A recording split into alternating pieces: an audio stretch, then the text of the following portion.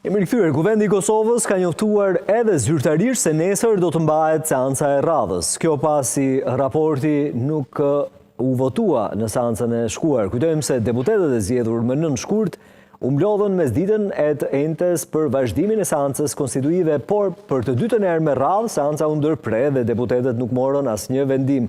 Kryesuesi i seancës konstituive, zoti Avni Dehari, nga Lëvizja Vetëvendosje, pas seancës që u ndërpre, i ftoi përfaqësuesit e partive politike për konsultime. Por me sa duket ende nuk kemi një dakordsi dhe pritet që diçka e tillë të ndodhë ditën e nesërme paradite. Çfarë pritet të ndodhë nesër, cilët janë skenarët në tryezë për këto, por jo vetëm me kënaqësi do të bisedoj me zotin Isem Berisha nga PDK. Zoti Berisha, të përshëndes, faleminderit që jemi ne. Përshëndetje edhe për ju. Zoti Berisha, cili do të jetë qëndrimi i PDK-s ditën e nesërme?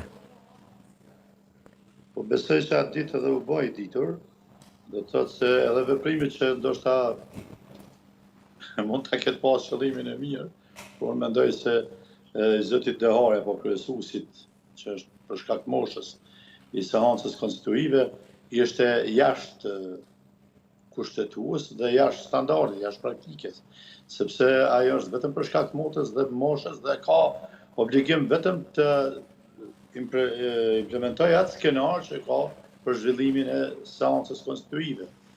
Kjo thirrja për konsultime mendoj se ishte përtej kapaciteteve të tija dhe Partia Demokratike edhe pse shkoi sa për të mos thuar etiketuar se kjo është bërë tani një retorik, ja këta s'dojnë as konsulta, s'dojnë as bashkëpunim, s'dojnë as koordinim.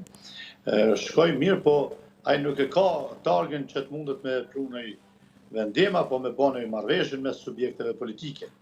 Unë mendoj se këto forma veprimi janë jashtë frymës institucionale, jashtë veprimit institucional dhe janë ndesh me frymën e kushtetutës dhe ligjeve që i rregullojnë shumë qartë këto situata dhe kanë përgjigje për çdo veprim që duhet ndodh pas përfundimit të zgjedhjeve. Kuvendi do të mblidhet nesër, gjithsesi, është një obligim sepse është me kushtetuti paraporë që me rregullore që do të mblidhet çdo 48 orë.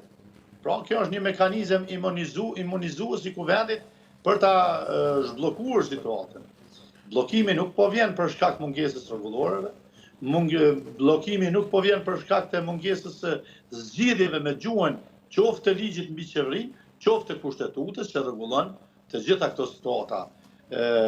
Çështja është pak edhe tek interpretuesit, qofshin ata edhe autor dhe shkrues të këtyre dokumenteve, të cilët në shumë raste po lënë ekuivokën e interpretimet e tyre, edhe pse kushtetuta në nenin 60 të saj, në të njëjtën frymë dhe ligji për qeverinë në nenin 26.1 të saj, janë në një frymë. Pra në momentin e certifikimit duhet të jenë të dorëhequr. Pastaj, kushtetuta në nenin 70 të saj, po ashtu e sqaron se në momentin e betimit nuk mund të jetë antar as i qeverisë, por as një pozitë tjetër ekzekutive si person politik, se ato janë pozita politike. Dhe rregullohet me nena atje dhe në çfarë detyra tjera s'mund të ushtrojnë, përveç se më duket është për ulëmtime shkencore, mësimdhënie tjera që duhet njoftoj pastaj e provën e tij në strukturë. Ka mundësi për interpretim dihotomik për ata që duhen të krijojnë këto lloj lojrash, këto lloj situatash, apo ata që kanë një qëllim për ta prolonguar këtë pjesë të procesit politik pasgjedhor, duke u munduar të thirrën në formalitete. Ta zënë kryeministri thotë s'kam se t'jap dorëheqje, ka skadu mandati i qeverisë. Ka të drejtë, mirë po neni 96-7 nëse s'gaboj, e rregullojnë, e sqarojnë edhe këtë situatë. Pra, dorëheqja shkruhet duhet të jetë formale, duhet të jetë në shkrim, pa ekuivoke. Jo tani letra informuese se unë kam thirrë KQZ dhe nuk jam në detyrën e kryeministit mbes në detyrën e kryeministit, por mbes kryeministër në detyrë, nuk është në rregull, nuk është në harmoni me gjuhën, me gërmën e kushtetutës dhe të ligjit. Prandaj pak si një ironizim e bërë atje një akt duke marrë disa përvoja disa shteteve, me qenë se në Kosovë s'ka ndodhur asnjëherë një qeveri ka sheh mandatin drejt. Dhe ja dërgova kryeministit publikisht tash, ja sa punë ke. Që do të thotë? Pse po potencoj?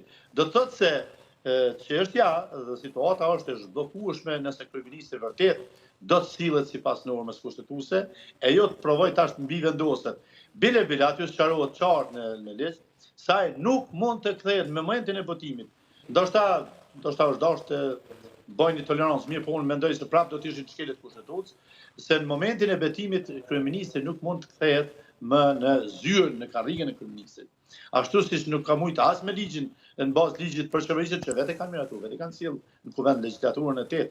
Pra, nuk mund të kthehet mirë, po këta kanë dëshmuar gjatë këtyre viteve qeverisje, dëshmuan edhe atë ditë, nga dështimi i seancës parë, u kthyen në zyrat e qeverisë dhe morën vendime politike, ndemruan borde dhe destinuan danë edhe buxhet.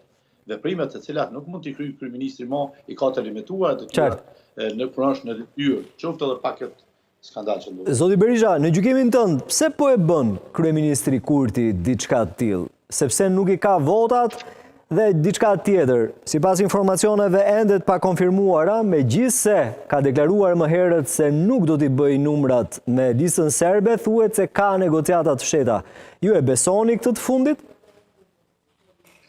Tani, ka 5-6 ditë që në mediat tuaja, besoj edhe në televizionin tuaj dhe MCN nëse s'gaboj, kam paralajmëruar se ka zëra informal se në rast dështimi që të krijojë qeveri me eksponent të partive shqiptare në kuvendin e Kosovës, siç përflitet Limaj me ato 3 deputet. Dhe pakicat, përfaqësues të pakicave. Po, me pakicat po, e dim. Me listën serbe në mënyrë kategorike, Kurti e ka mohuar.